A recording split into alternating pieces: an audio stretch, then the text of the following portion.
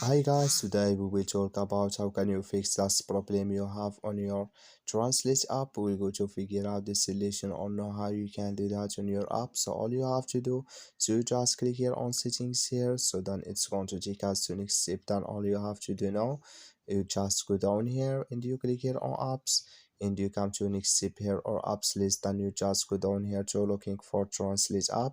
So just go down here to find your Translate app. So you keep going down here.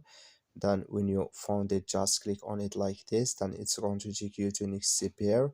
Then you just click here on force stop and you click here on OK. Then you go down here, you click here on storage and you come to next step here on storage list. You just click here on clear cache. Then all you have to do, you just go to your Play Store, you click on your Play Store, then you search for your translator or Google Translate. It's going to show for you like this. You will find here update, just click on it, then it's going to fix your problem. So that's all you have to do. Thank you for watching. Don't forget to support us by liking